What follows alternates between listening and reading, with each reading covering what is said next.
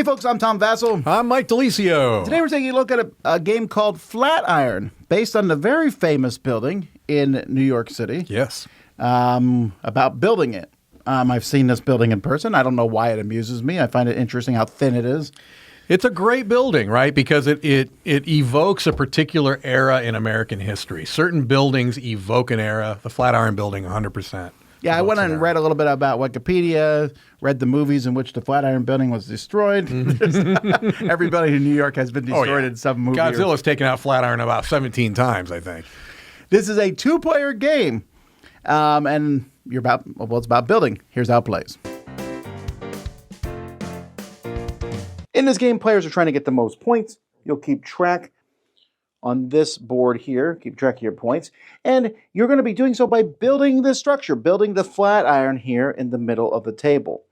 And so on a player's turn, they're going to take their character and they're going to put them in one of 5 locations: 22nd Street, 5th Avenue, 23rd Street, Broadway, or City Hall.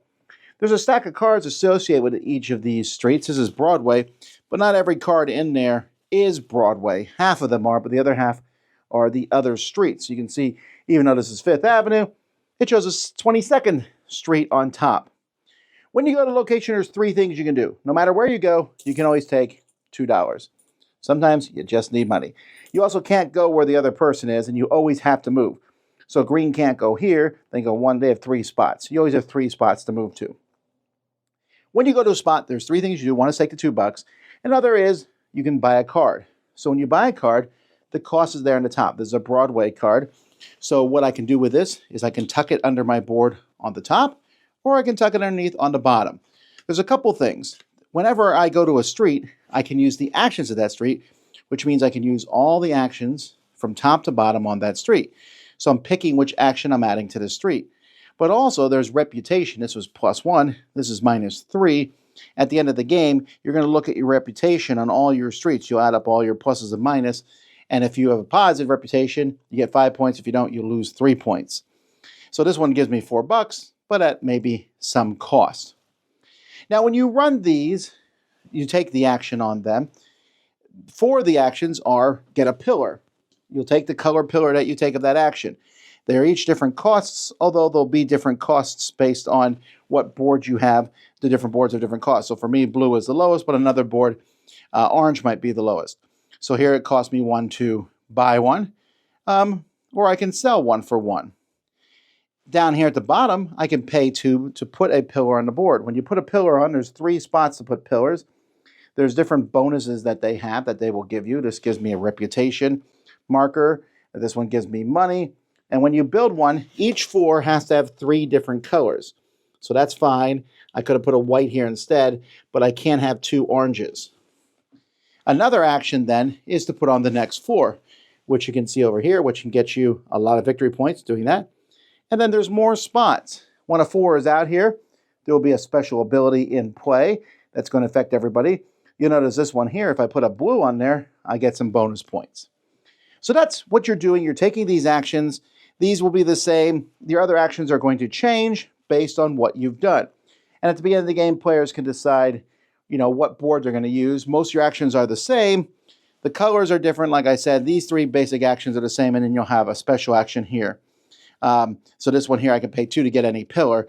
This is the one that lets me put pillars on the board. Pay 1 to put 1 pillar on, pay 3 to put 2 on. At City Hall, you have all the floors.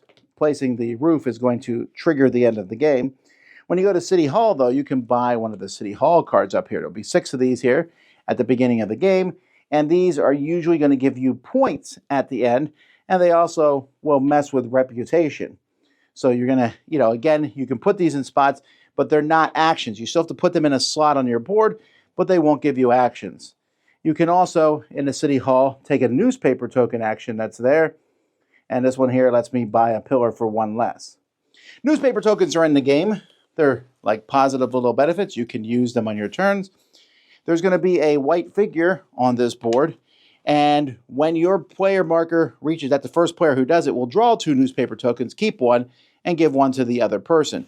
And then this marker moves here, and that will happen several times throughout the game. And when you use these tokens, you'll be replacing the middle one here, so the one in City Hall will constantly be changing. So that's kind of it. When that last roof is built, you'll add up, you already have all your points. You'll get some points for your reputations in each of the sections on your board, and most points is the winner.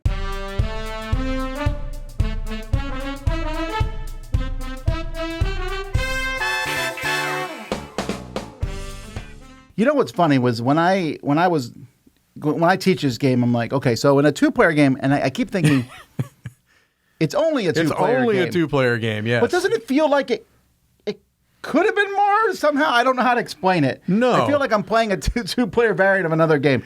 That's not a negative. It just somehow feels that way. No, but you're right, because a lot of times 2-player games have a very specific feel. This doesn't feel like a head-to-head game per se, yet it is, right? That's the thing. There's the get 2 newspapers, give the other person one the first to get to that person on the track.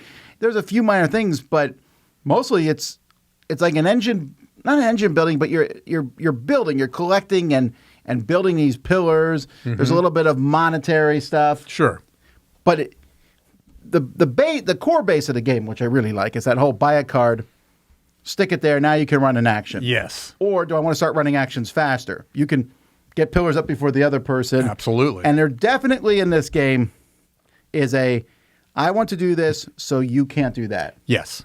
And that's where the 2-player game element works in, right? Is that you can very clearly see what your opponent has, what they're likely to want to do, and especially if it also helps you, you're very incentivized to do the thing that's going to, impede your opponent. Sure, if I'm just going to take $2 on my turn, I'm going to be like, well, where can I block Mike? Mm-hmm. Okay, it's there. Right. So that's where I'm going. And it's not even that hard. I look over and be like, you have 3 cards in that section. Right. You're not going there. Yes. But here's the thing. You can't block them more than 1 turn in a row. No. So you're always going to get to do these actions. And I kind of like the game, but if I can just block you 1 turn, I can get the next level up, which is like, 6 victory points. That's a lot of points. It's a lot of points, yes. And that's the thing. There's also a timing element to the game as well, where you may not necessarily want to put up a pillar if your opponent is then able to finish the floor and get those 6 points. And I like that timing gameplay too, because like you said, you can delay something, but you can't prevent something completely. You can delay it by a turn. And so that leads to some interesting timing decisions where sometimes you just have to concede, look, I'm probably not going to be the one to build this floor. So I'm going to take full advantage of what else I'm going to do instead. And I like that. It's something where you can play with the tempo a bit, but you are somewhat beholden to the game's going to push you forward, right? It's going to push you forward. And I like that forward momentum.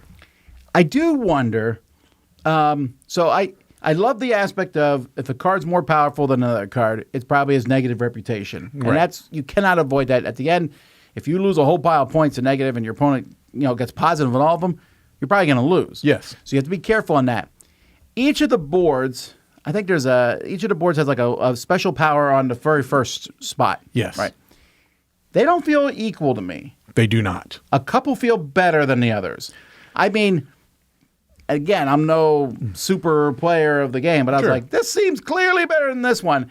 To the point where if I was playing with someone, I'm like, which one did you pick? Okay, then I'm picking this one. Yeah.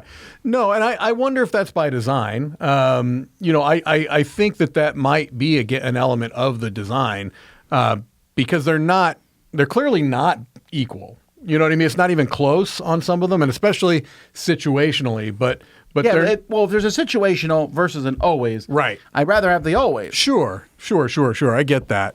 I'm not sure. This design team, they do a great job. They do a great job. They've designed, the Red Cathedral, a number of games. I get the sense that was maybe intentional. Maybe I'm being apologetic for them because of their past work. Yeah, but you can always take There's a couple that have 2 money. Yes. Which is an action, which is fine. And then this one here lets you spend 2 for this, a pillar of your choice. And I think I'd rather have that over a newspaper because the newspapers are clearly random. Right. A newspaper might have 3 money on it, but it also might get a $1 discount. And the newspapers aren't created equal, but that is by design. That is by design. And I'll be honest with you, I think the newspapers are my least favorite part of the game. It's the one element of the game that feels a little clunky in the way that you spend them, and then it goes back to the board, and you can end up re-triggering these things over and over again, and that feels weird to me. They're a little clunky. Yeah, the newspapers, I think, are my least favorite part of the game.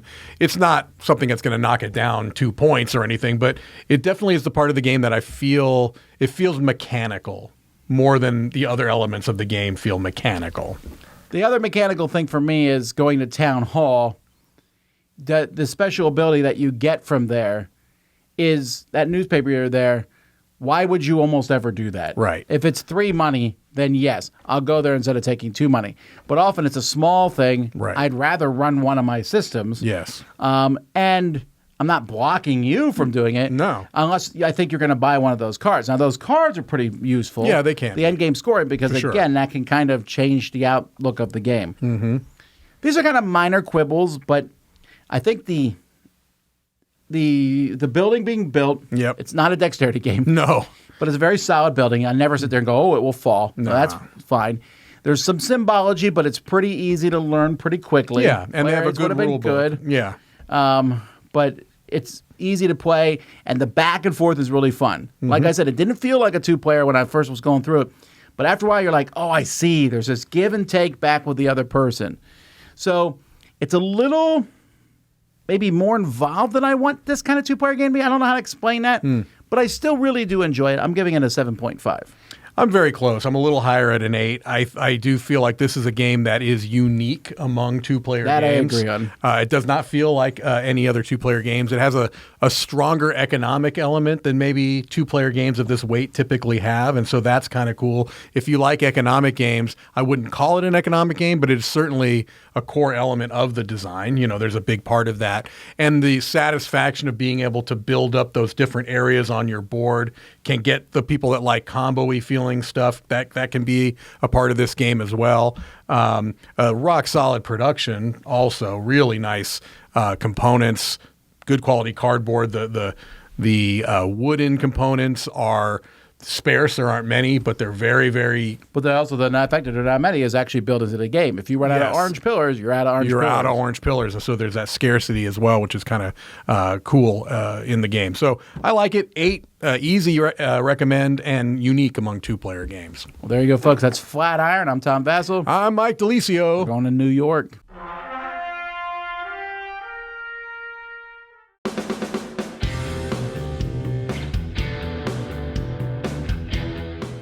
Hey everybody, thanks for watching this video. If you like this review or whatever you just watched, wasn't it amazing? Check out our channel, Dice Tower. We have all kinds of things. We review games, we do top 10s, we play games live. It's all about board games, but especially the people who play them. Check out Dice Tower YouTube channel.